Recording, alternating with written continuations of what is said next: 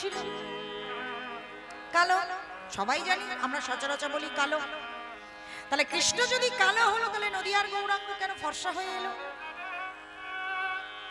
ভগবান যদি হবে তাহলে এরকম, তাহলে আপনারা বলতে পারেন যে এই জন্মে গায়ের রংটা একটু চেঞ্জ করে এসেছে নাকি?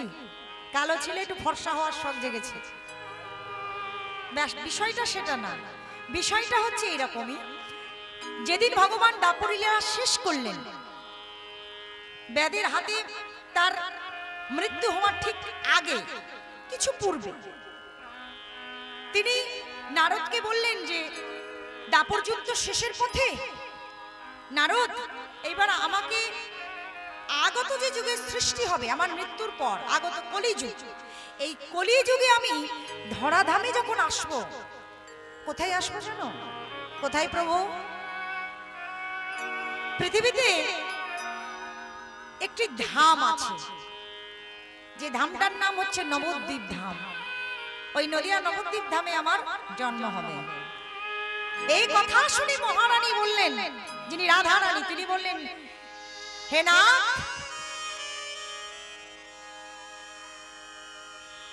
হে ভগবান, হে প্রাণনাথ, তুমি যখন এই সোনার বৃন্দাবন ছেড়ে চলে যাবে সারা জীবনের জন্য, কেন না কলি জীবের উদ্ধারের জন্য, কলির দাঁড়ে গিয়ে তুমি নাম বিলাবে।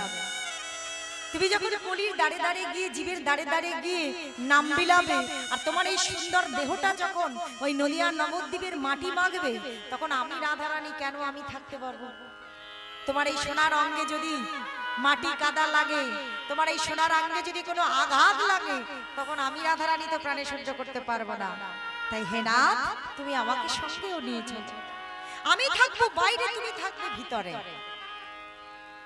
এতদিন ধরে আমি তোমার জন্য কেঁদেছি, তোমার সঙ্গে আমার প্রেম, তুমি আমার একটা কথা শোনো ভগবান, আজ আমি তোমার কাছে একটা জিনিস চাই, তুমি আমায় ছেড়ে পৃথিবীতে যেও না। তুমি যদি যাও তাহলে আমাকে নিয়ে চলো, আমি বাইরে থেকে সমস্ত কষ্ট, সমস্ত দুঃখ, সমস্ত জ্বালা সহ্য করব, আর তুমি থাকবে ভিতরে। বেশ, তাই হবে।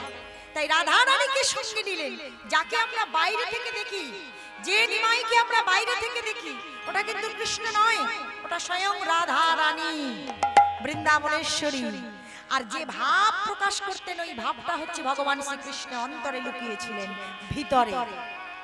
তাই রাধা কৃষ্ণ এক দেহে এলেন নদিয়াতে কীর্তন করতে। কেমন করে কীর্তন করছেন আজকে মহাপ্রভু? কলির জীবে জীবে, কলির দাঁড়ে দাঁড়ে, জীবের দাঁড়ে দাঁড়ে কি বলছেন? ভজ শ্রী কৃষ্ণ, কহ শ্রী কৃষ্ণ, লহ শ্রী কৃষ্ণের নাম রে। ভজ শ্রী কৃষ্ণ, লহ শ্রী কৃষ্ণের নাম রে। ভজ শ্রী কৃষ্ণ, কহ শ্রী কৃষ্ণ, লহ শ্রী কৃষ্ণের নাম রে। ভজ শ্রী কৃষ্ণ, কহ শ্রী কৃষ্ণ, লহ শ্রী কৃষ্ণের নাম রে। যে জন শ্রী কৃষ্ণ ভাজে, যে জন শ্রী কৃষ্ণ ভাজে, সে হয় আমার প্রাণ রে। যে জন শ্রী কৃষ্ণ ভাজে, সে হয় আমার প্রাণ রে। ভজ শ্রী কৃষ্ণ, লহ শ্রী কৃষ্ণ, লহ শ্রী কৃষ্ণের নাম রে। ভজ শ্রী কৃষ্ণ, কহ শ্রী কৃষ্ণ, লহ শ্রী কৃষ্ণের নাম রে। দিন গেলে হা কৃষ্ণ, যে বলে একবার রে। দিন গেলে হা শ্রী কৃষ্ণ, যে বলে একবার রে। দিন গেলে হা কৃষ্ণ, যে বলে একবার রে। দিন গেলে হা শ্রী কৃষ্ণ, যে বলে একবার রে। গৌর হে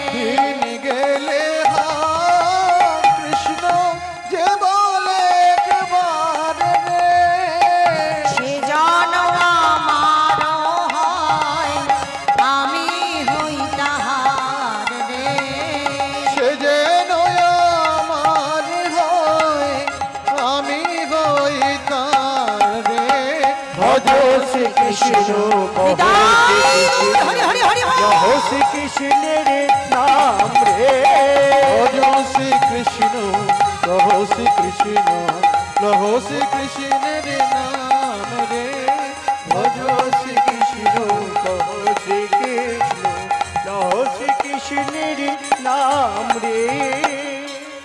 এমন ভাবে জীবের দাঁড়ে দাঁড়ে নাম বিলাচ্ছে। আচ্ছা, এখানে একটা মনে হয় না, প্রশ্ন জাগে না যে গৌরাঙ্গ মহাপ্রভু যিনি নিমাই, এত জায়গা থাকতে নবদ্বীপে কেন এলেন? আমাদের কলকাতা ছিল, তারপর আমাদের জয়নগরটাও তো ভালো নাকি খারাপ? নির্মলা মিশ্রের জন্ম হয়েছে, কানাইলাল ভট্টাচার্যের জন্ম হয়েছে, কত বড় বড় মানুষের জন্ম হয়েছে, তা মহাপ্রভু এখানে আসতে পারলো না? হ্যাঁ, ছুটে মহাপ্রভু সেই নবদ্বীপে যেতে হলো। আমি যখন মুর্শিদাবাদ যাই, ঝাড়খণ্ড যাই, বিহার যাই, তারা শুধু একটাই কথা বলে, ও দিদি নবদ্বীপে কেন প্রভু এলো? প্রভু তো আমাদের মুর্শিদাবাদে আসতে পারতো গো, আমাদের বর্ধমানে আসতে পারতো, আসেনি কেন? তার কারণ আছে। এমনি আসেনি, ওই যে বললাম মাটিটাকে ভালো হতে হবে। তার নবদ্বীপের মাটি ছিল খাঁটি। তাহলে যদি বলেন এখন আমাদের জয়নগরের যারা আমরা, এখন আপনারা যদি বলেন, ও মেয়ে তুমি কি বলছো গো, আমাদের জয়নগরের মাটি কত উর্বর, যা করে একটা কিছু পুঁতে দিলেই সেটা গাছ হয়ে যায়, কত আম জাম লিচু কাঁঠাল, তাহলে মাটি কি উর্বর নয়? আমি সেই উর্বরের কথা বলিনি, সেই খাঁটির কথা বলিনি। কোন খাঁটি? যেমন সব পোড়ালে কি ছাই হয়? বলুন, ঘুটে পোড়ালে কি হয়? জোরে বলুন। হ্যাঁ, খড় পোড়ালে, সোনা পোড়ালে, সোনা পোড়ালে ছাই হয় না। সোনা যদি একেবারে পোড়ানো হয় তাহলে সেটা খাঁটি হয়ে যায়। তাহলে সব খাঁটি এক নয়, নবদ্বীপের খাঁটিটা, মাটির খাঁটিটা আলাদা। কি ছিল ওই মাটির মধ্যে, কি খাঁটি ছিল ওই মাটির মধ্যে? কেন এলেন রাধা কৃষ্ণের যুগল রূপ? কেন সচি মায়ের গর্ভে তিনি জন্মগ্রহণ করলেন?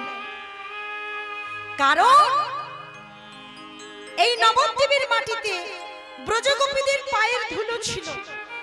প্রমাণ দেখুন তাহলে, বৈকুণ্ঠ ধামে যিনি নারায়ণ অনন্ত নাগের উপরে শয়ন করে থাকেন, অনন্তকাল শয়ন করে আছে নারায়ণ, আর নারায়ণের পায়ের কাছে বসে লক্ষ্মী দেবী পদসেবা করে, তাই তো মায়েরা?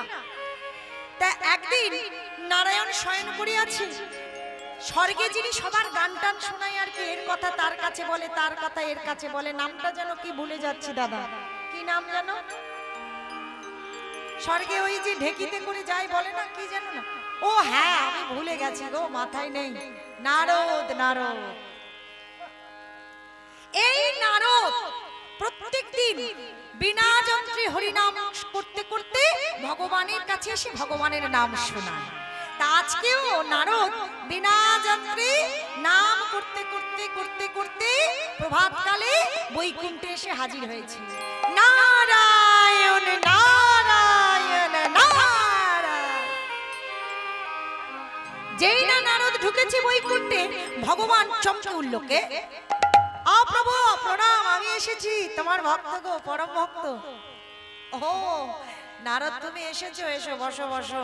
তা বসেছে, বলছে প্রভু তাহলে একটু নাম গান শোনাই, এটাই তো আমার কাজ। কেউ শোনাক আর না শোনাক, আমি কিন্তু রোজ এসে তোমাকে নাম শোনাই। ভগবান বলছে, সে তো আমি জানি, তোমার মতো কি আর ভক্ত এই জগতে আছে? তা শোনো নারদ, আজকে আমার নাম শুনতে ভালো লাগছে না। বলে কেন প্রভু, কি হয়েছে? বলে নারদ, আমার আজকে শরীরটা বড্ড খারাপ। ভগবানের শরীর খারাপ, কি করবেন? শরীর তো খারাপ আমাদের হয় জানি, আজকে ভগবানের শরীর খারাপ। ভগবান বলছে, নারদ আজকে আর হরিনাম শুনতে ভালো লাগছে না। কেন প্রভু? আজকে আমার শিরোপীড়া হচ্ছে, আমি বোধহয় আর বেশি দিন বাঁচবো না। নারদ যেই না বলেছে আমি আর বেশি দিন বাঁচবো না, সঙ্গে সঙ্গে নারদের মাথায় বজ্রাঘাত নেমে এলো। কি বলে ভগবান, ও প্রভু তুমি কি বলছো? প্রভু তুমি যদি মরে যাও তাহলে আমরা বাঁচবো কি করে? এমন কথা সকাল সকাল শোনাবে না প্রভু। তোমার মরার কথা শুনলে আমার নয়ন হতে জল বেরিয়ে আসে প্রভু। তুমি যদি মরে যাও আমরা কাকে নিয়ে থাকবো? তুমি যদি চলে যাও, আর ভগবান তুমি সৃষ্টিকর্তা, তুমি সংহারকর্তা, তুমি সব, তুমি পরম ব্রহ্ম, তুমি কেন মরবে? কি হয়েছে তোমার? নারদ, আমার যে বড় অসুখ করেছে শিরোপীড়া। কিন্তু প্রভু, অসুখ করলে তো অসুখের ওষুধ পাওয়া যায়, তা তোমার কি অসুখের কোনো ওষুধ নেই? কি গো বাবা, মায়েদের বলছি। হ্যাঁ গো, জয়নগরের লোক এত তাড়াতাড়ি হাই তুলছো কেন? সে তো আমরা শুই, সব জয়নগরের লোক রাত 11টা 12টা বেজে যায়। ও মাইনা, আমাদের অসুখ হলে ডাক্তারখানায় যাই, মাথার যন্ত্রণা হলে কি দেয়? প্যারাসিটামল বলছে, আরো কত কি টিবি আছে, আর সুগার থাইরয়েডের ওষুধ আছে। তো আজকে ভগবানের মাথার যন্ত্রণা হচ্ছে, তাহলে ওষুধ কি? নারদ প্রশ্ন করলো, ভগবান তোমার যখন মাথার যন্ত্রণা হচ্ছে তুমি বলে দাও ওষুধ কি? প্রাণ গোবিন্দই আমারে বললেন, শোনো নারদ, আমার মাথার যন্ত্রণা যদি সারাতে চাও হে নারদ, তাহলে তুমি চলে যাও কোথায়? হে নারদ, তুমি জীবের দাঁড়ে দাঁড়ে গিয়ে চাও কি? যদি কোনো ভক্ত তার চরণের ধুলো নিয়ে আমার মাথায় দিতে পারে, তাহলে শোনো নারদ, আমার অসুখ সেরে যাবে। নিতাই গৌর হরি বল। কি বললাম? কোন ভক্ত যদি তার চরণের ধুলো নিয়ে ভগবানের মাথায় দিতে পারে, ভগবানের মাথার যন্ত্রণা সেরে যাবে। ওষুধটা হচ্ছে ভক্তের চরণের ধুলো। ব্যাস। এবার এখানে যারা আছেন তারা একটু হাত তুলুন, কারা ভগবানকে ভালোবাসেন? সবাই বাসেন তো? যারা হাত তুলছেন না তারা সাবধান, ওই একটা পাপ হয়ে গেল। কি গো, সবাই ভালোবাসেন তো? তাহলে একটু পায়ে এখান থেকে মাটি নিয়ে আমার কাছে এনে দিন, আমি ভগবানের মাথায় গিয়ে একটু লাগিয়ে দেব। হবে কি? সবাই মাথা নাড়ছে না, এটা তো সম্ভব নয়। আপনাদের মতো নারদ মাথা নাড়ছে না। এ তুমি কি বলছো? ভগবান তোমার ধুলো পাওয়ার জন্য যুগ যুগ ধরে, 4 যুগ ধরে, জনম জনম ধরে, লক্ষ লক্ষ বছর ধরে ধ্যানী ধ্যান করে, যোগী যোগ করে, মুনি মন্দির তার সাধনা চালিয়ে যায়। কেন না? তোমার চরণের ধুলো পাবে বলে। আর তুমি বলছো কিনা এই ভক্তের ধুলো তোমার মাথায়, এ কি করে সম্ভব? নারদ, আমার যদি বাঁচাতে চাও তাহলে ওই ধুলো আমার লাগবে, না হলে আমি মরে যাব। নিতাই গৌর হরি বল। নারদ তখন চলে গেল ধুলো খুঁজতে। প্রথম চলে গেল কোথায়? ব্রহ্মলোকের ব্রহ্মার কাছে। দেবাদিদেব যিনি মহাদেব, যিনি ব্রহ্মদেব, এরা তো বড় বড় ভক্ত ভগবানের, তাই প্রথম চলে গেল ব্রহ্মার কাছে। ব্রহ্মার কাছে গিয়ে নারদ ধুলো চাইতে আরম্ভ করলো। হে ব্রহ্মদেব, একটু ধুলো দিতে পারো? কেন না? ভগবানের মাথার যন্ত্রণা করছে। তোমার তো 4টে বদন, ব্রহ্মার কটা মুখ? 4টে। তুমি 4টে মুখ নিয়ে ভগবানের ডাকো, তাহলে তোমার থেকে বড় ভক্ত আর কেউ নেই। তা দাও, তোমার পায়ের ধুলো একটু দাও, ভগবানের মাথায় দেবো। ব্রহ্মা রেগে গিয়ে বলে, মার খাবি, বেরো এখান থেকে। আমি তো কোনছার ব্রহ্মা, আমার মতো হাজার হাজার ব্রহ্মা আছে, হাজার হাজার ব্রহ্মলোক আছে। প্রত্যেকটা ব্রহ্ম ভগবানকে পাওয়ার জন্য অপেক্ষা করছে, আর আমি দেব আমার ধুলো? বেরো। আমার কি নরকে যাবার ভয় নেই নাকি? ব্যাস, ব্রহ্মা ধুলো দিল না। এইবার চলে গেল কোথায় নারদ? দেবাদিদেব মহাদেবের কাছে গিয়ে নারদ এইবার মহাদেবকে বলছে, ওং নমঃ শিবায়, ওং নমঃ শিবায়, ওম নমঃ শিবায়, ওম নমঃ শিবায়, ওং নমঃ শিবায়, ওং নমঃ শিবায়, ওম নমঃ শিবায়, ওম নমঃ শিবায়,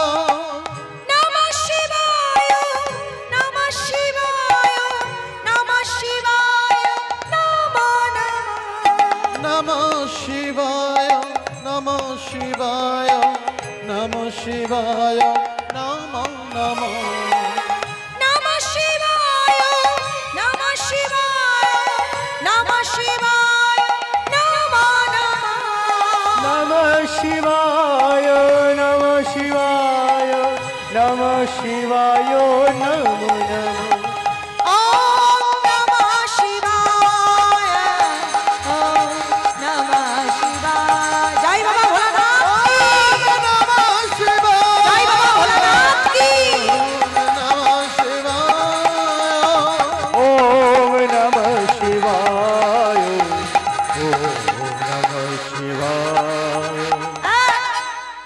আই নন্দী ভেঙ্গি ওখানে কে রে ওটা মামা আমি এসেছি নারদ কিসের জন্য ও মামা একটু কাছে যাব বলে আয় আয় আয় অনেকদিন বাদে এসেছিস এইবার শিবের কাছে গিয়ে দাঁড়িয়ে বলছে মামা একটা দুঃসংবাদ আছে কি দুঃসংবাদ শোনো মামা ভগবানের অসুখ করেছে অসুখটার নাম হচ্ছে শিরোপীড়া মাথার যন্ত্রণা আর ওষুধটার নাম কি জানো অসুখটার নাম শুনলে মাথার যন্ত্রণা জানো মামা ভগবান ওষুধের নামও বলে দিয়েছে কি ওষুধ ভগবান বলেছে কোন ভক্ত যদি তার চরণের ধুলো একটু দেয় তাহলে শুধু দেয় নয় মাথায় দিতে হবে তাহলে ভগবানের অসুখ সেরে যাবে শিব তখন বলছে এ আবার কি কথা রে ভগবানের কি মাথা খারাপ হয়ে গেছে বলি এমন কাজ কে করবে আমি তো কখনো দেব না কারণ আমি পঞ্চানন চতুর্মুখে ব্রহ্মার থেকে আমার একটা মুখ বেশি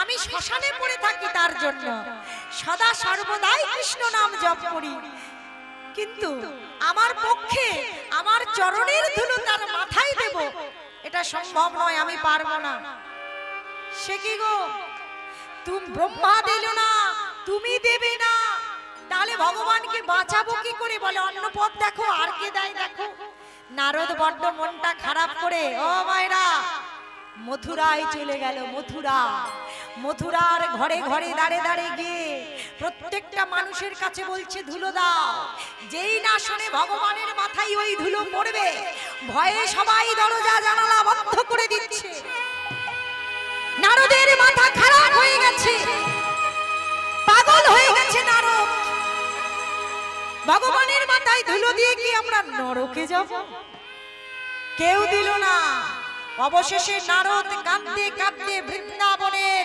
গোপীদের ডাক দিল একমাত্র উপায় এইবার গোপী যদি গোপীরা দেয় তো ভালো না হলে ভগবান মরে যাবে কি হবে এইবার দেবা নারদ ডাকতে আরম্ভ করলো হে গোপী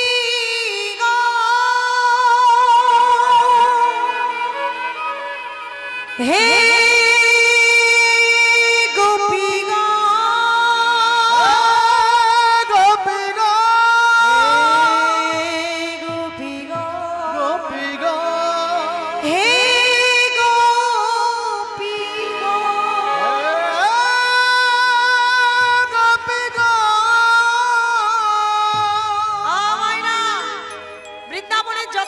ছিল সবাই ছুটে আসছে সখীরা কি হয়েছে নারদ অসময়ে ডাকছো কেন শোনো মেয়েরা একটা খারাপ খবর ভগবানের অসুখ করেছে যেই না বলে যে ভগবানের অসুখ করেছে গোপীরা চমকে উঠলো দেন বাবা যতদিন বৃন্দাবনে ভগবান ছিল আমাদের গোবিন্দ যতদিন বৃন্দাবনে ছিল ততদিন তার কিছু হয়নি যেই না বৃন্দাবন ছেড়ে চলে গেল অমনি ভগবানের অসুখ কি অসুখ বলে অসুখটার নাম হচ্ছে মাথার যন্ত্রণা আর ওষুধটার নাম হচ্ছে চরণের ধুলো তাহলে চরণের ধুলো নিয়ে কি করবে ভগবান বলেছে কোন ভক্ত যদি তার চরণের ধুলো মাথায় দেয় তাহলে অসুখ সেরে যাবে প্রথমে ব্রহ্মার কাছে গেলাম ব্রহ্মা নরকে যাবার ভয় দিল না শিবের কাছে গেলাম দেবাদিদেব মহাদেব সেও নরকে যাবার ভয় দিল না মথুরার যত মানুষ ছিল সবাই পাপ হওয়ার ভয়ে কেউ ধুলো দেয়নি এইবার একমাত্র তোমরা আছে তোমরা কি দেবে ধুলো এইবার শুনুন এইবার বলি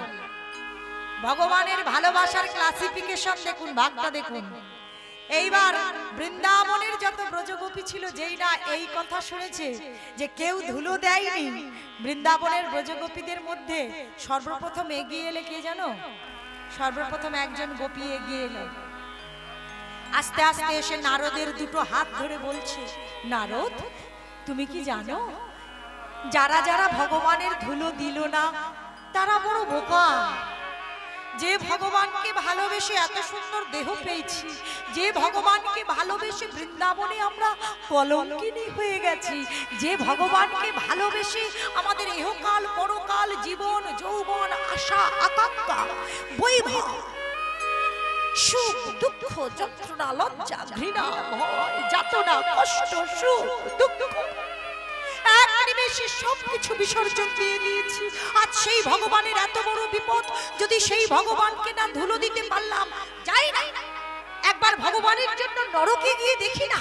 সংসারের জন্য তো কত কাজ করলাম, কত পাপ করলাম, তার জন্য যদি নরকে যেতে হয়, তাহলে যে ভগবান এত সুন্দরভাবে পৃথিবীতে পাঠালো, সেই ভগবানের জন্য কি যাওয়া যাবে না? কি গো মায়েরা? আচ্ছা, এখানে যতজন বাবা আছেন মা আছেন, আমি তো ছোট, আমি অনেক নির্গুণ জ্ঞানহীন, আপনাদের কাছে একটা প্রশ্ন শুধু রাখবো। আচ্ছা বলুন তো, আপনারা যে দেহটা নিয়ে বসে আছেন, যে শরীরটা নিয়ে বসে আছেন, এবং শরীরের মধ্যে সব থেকে দামি জিনিস আমি মনে করি নয়ন, তাই তো নাকি? নয়ন না থাকলে পৃথিবীর এই সৌন্দর্য আমরা দেখতে পেতাম না। আচ্ছা বলুন তো, এই নয়ন দুটো এখনকার বাজার মূল্যে কত দাম হতে পারে বলুন? ডাক্তারদের কাছে গিয়ে যদি জিজ্ঞেস করেন কত দাম হতে পারে, একটা নয়নের দাম কত হতে পারে? লক্ষ লক্ষ টাকা।